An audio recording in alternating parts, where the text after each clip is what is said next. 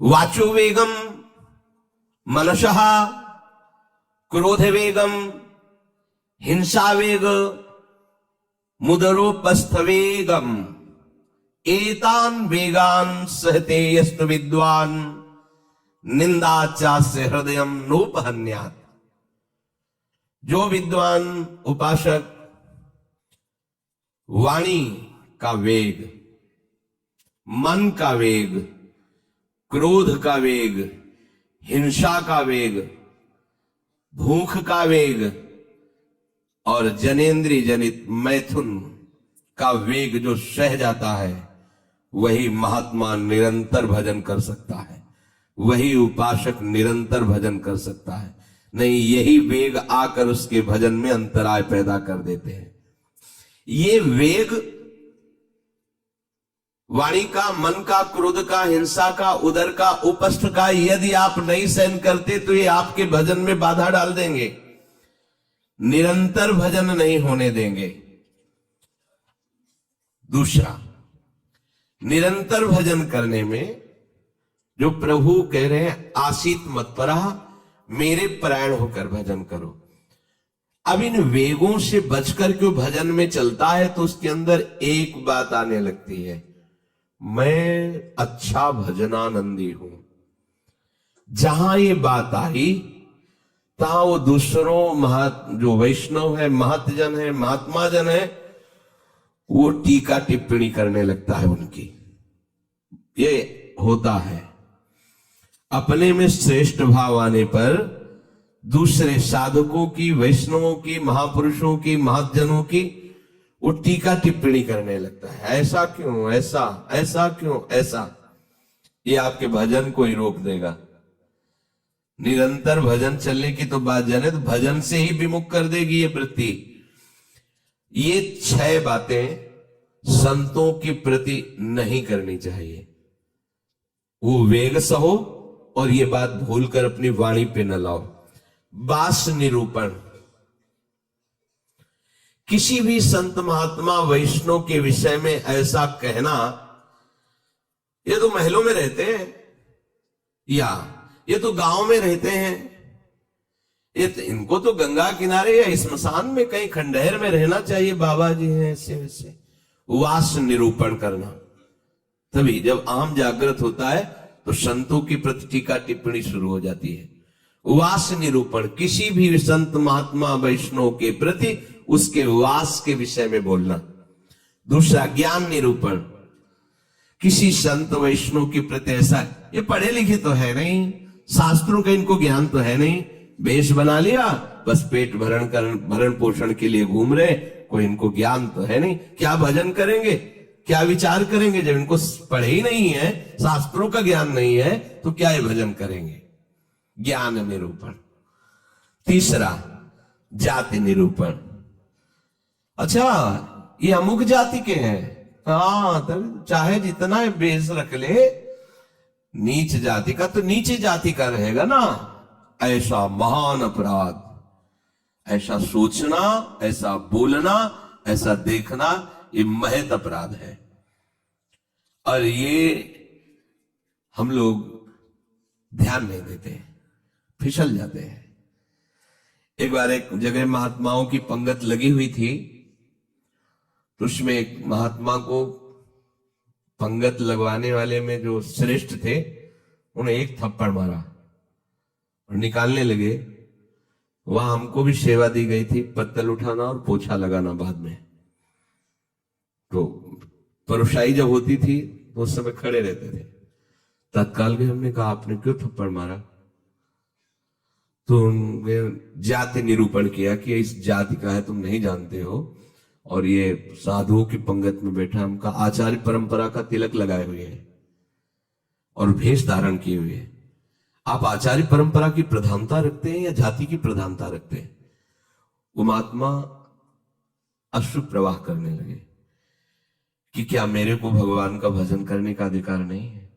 क्या मेरे को भगवत प्रसाद पाने का अधिकार नहीं है? जब हमें गुरु ने वस्त्र दिया है, भेष दिया है, तो हम संतों की सभा में उन्हीं की आज्ञा से बैठे हैं। वैसे हम इस योग्य नहीं हैं, पर बैठे हैं। उनकी दैन्यता देखकर तत्काल उनको हृदय से लगाया और उनसे कहा कि दोबारा ऐसी गलती ना हो, ये क्या मर्यादा है वेश के ऊपर, और उनके चरण पकड़े, एक बार इनको क्षमा करके आप बैठ जाइए, आप प्रसाद पा लीजिए। उस समय भागवती का आवेश में बोले, उनकी सामर्थ्य नहीं हुई दोबारा उनको, वो प्रसाद पा के निकले, मन में ठान लिया कि झोला उठा और भागो यहां से। नहीं, जहां संत का अपमान हो वहां नहीं टिकना चाहिए। तो भूल हो जाती है। राजसूय यज्ञ में भगवान ब्रह्मा से लेकर के सब ईश्वर कोटि के महापुरुष पधारे थे, जिसमें स्वयं सर्वेश्वर भगवान श्री कृष्ण विराजमान थे। और उस पवित्रता का क्या वर्णन करना, जहां साक्षात धर्मराज विराजमान है वहां अपवित्रता का प्रवेश नहीं हो सकता। लेकिन यज्ञ की पूर्णता नहीं हुई थी। यज्ञ की पूर्णता स्वपच वाल्मीकि के चरण धोकर रसोई में पवाने से हुई थी। स्वयं भगवान श्री कृष्ण चंद्र ने ऐसा आदेश किया था, जिन्होंने स्वयं गीता जी में कहा, चातुर्वर्णम मया सृष्टा गुण कर्म विभाग सा। लेकिन यदि वो भगवद अनुरागी है तो चातुर्वर्णम मया सृष्टा का सिद्धांत नहीं लागू होगा। भगवान व्यास देव जी कह रहे, अहो वत्स पचतो गरीयान यज्ञाग्ञे वर्तते नाम तुभ्यम।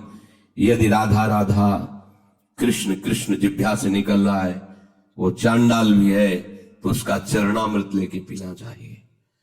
इसीलिए हरिराम व्यास जी कहते हैं, व्यास मिठाई विप्र की तामे लागे आग, वृंदावन की स्वपच की जूठन खाइए मांग।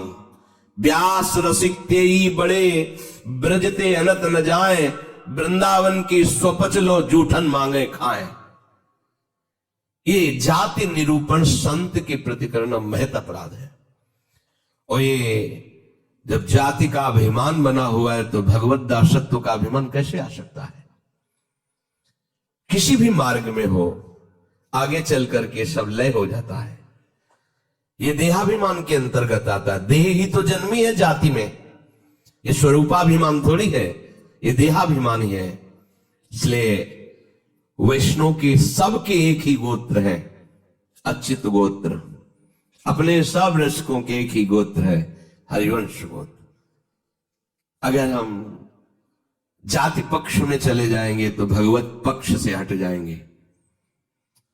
तहां जाति कुल नहीं विचार, कौन सुत्तम कौन गंवार, सार भजन हरिवंश को। और यारस मगन मिटे भवत्रास, सुनहु रसिक हरिवंश विलास, श्री हरिवंश गाय। कहीं भी प्रकट हुआ हो किसी भी कुल में, और वो जब आचार्य के शरणागत हो जाता है, आचार्य परंपरा से, तो अभेद हो जाता है।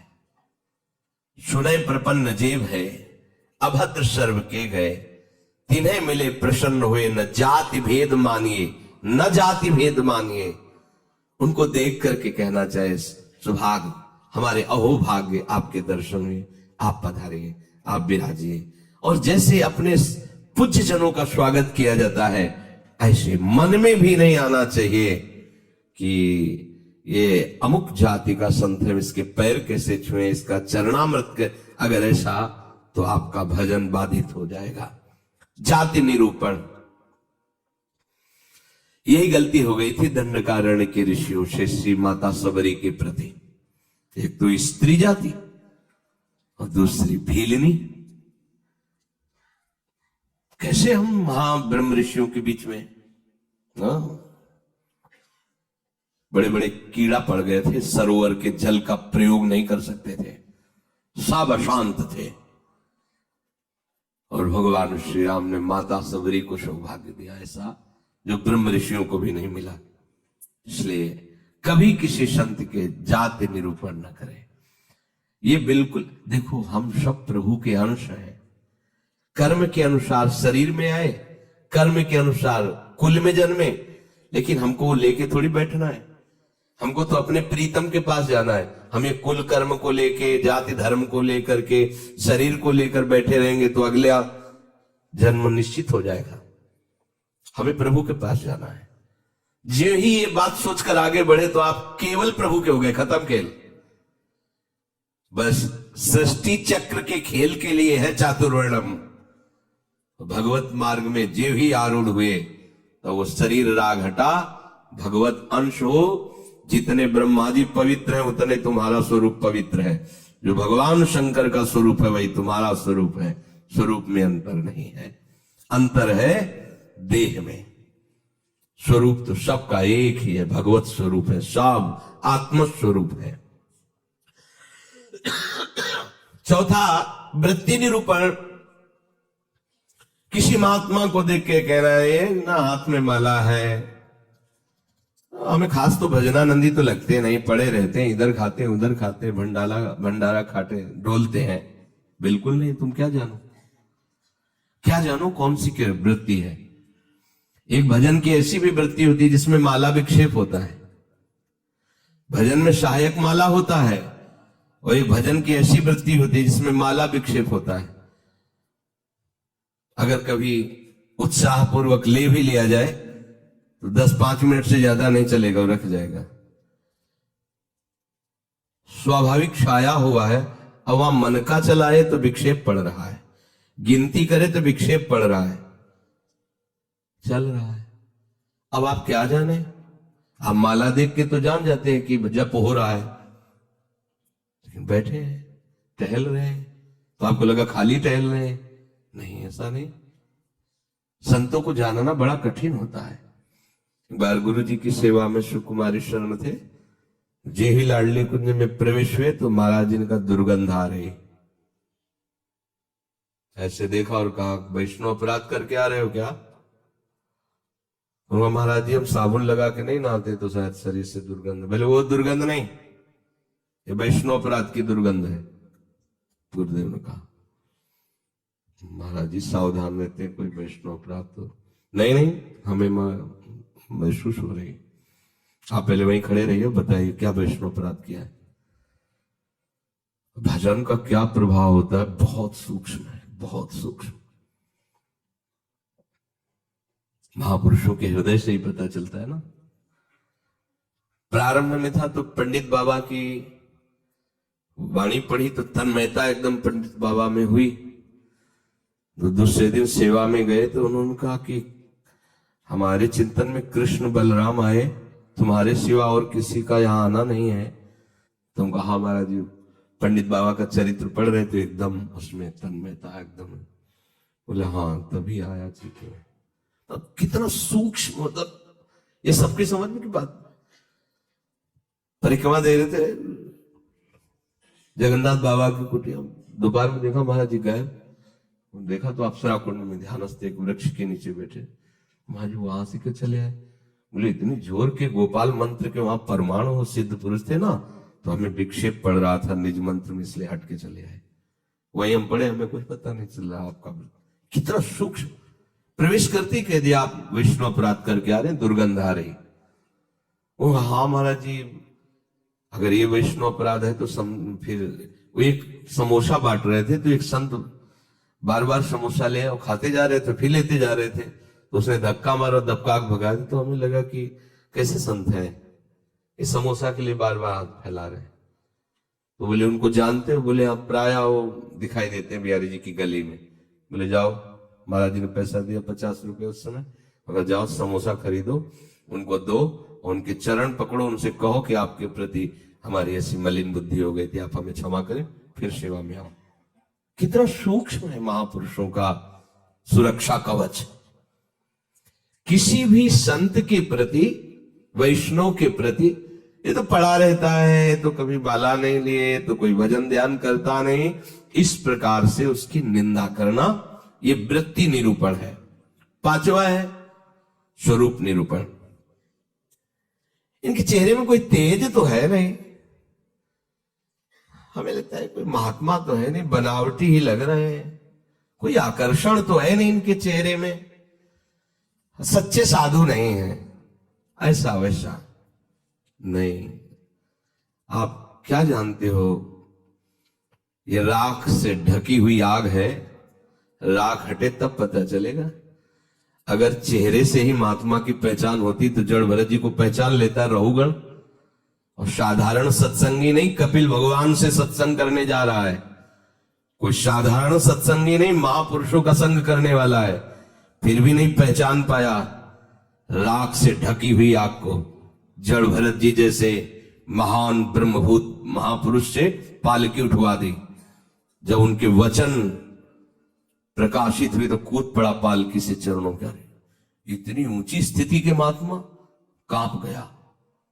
ये किसी भी महात्मा के बाह्य रूप को देख करके नहीं जाना जा सकता कि किस कोटि का महात्मा है, कितनी ऊंचाई का है। इसलिए इनमें तेज नहीं है, इनका चेहरा कोई आकर्षणकारी नहीं है, ऐसे कोई साधारण लगते हैं, कोई सच्चे साधु तो है नहीं, ऐसा नहीं करना चाहिए। छठवां, धातु निरूपण।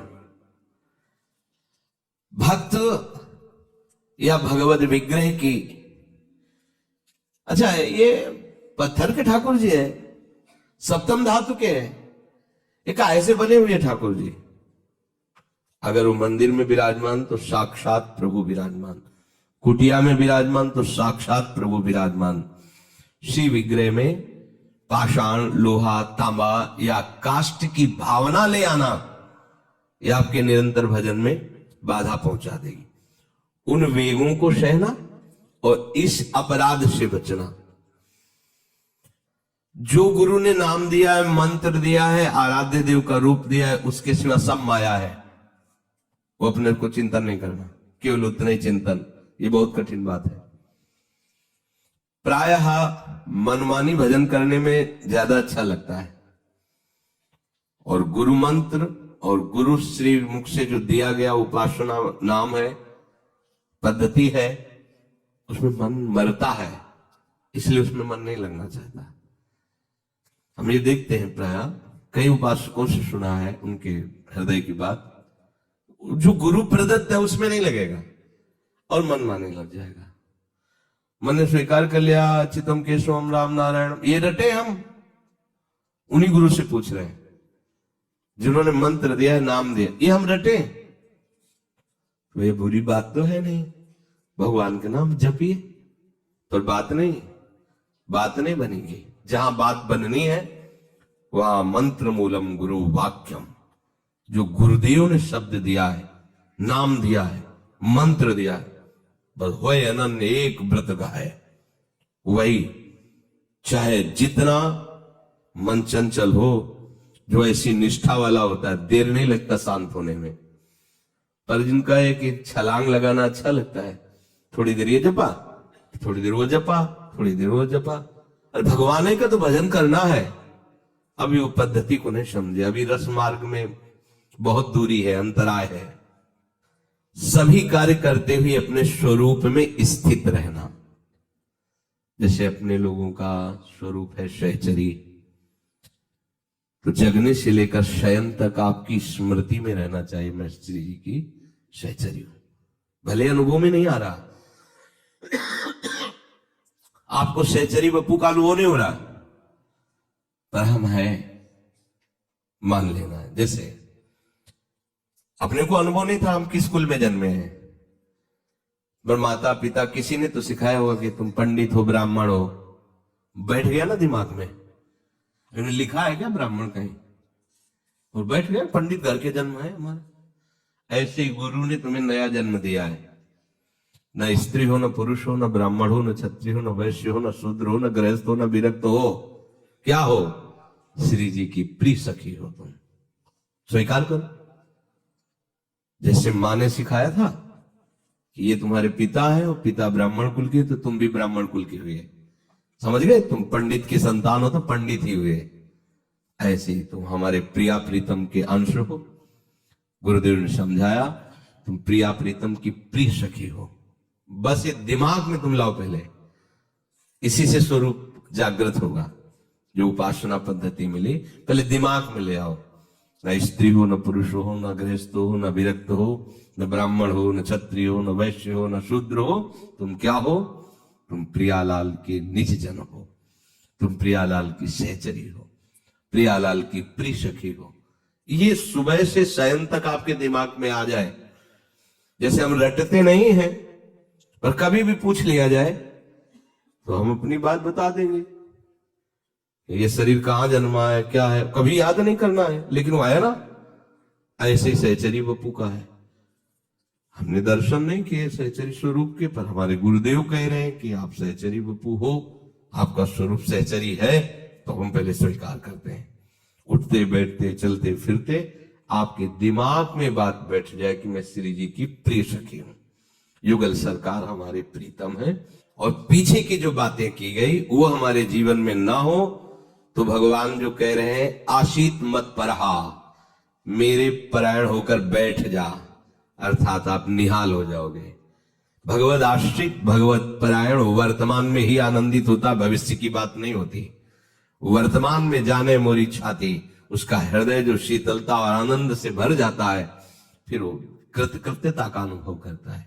इसलिए सत्संग का श्रवण करो, फिर मनन करो और उसको जीवन में धारण करो। जो कहा गया नहीं करना उसको छोड़िए, जो कहा गया स्वीकार कीजिए उसको स्वीकार कीजिए। यही विवेक है, असत का त्याग और सत को स्वीकार करना। जिस सत को स्वीकार किया उसी में अनुराग कर लेना, यही उपासना का आंतरिक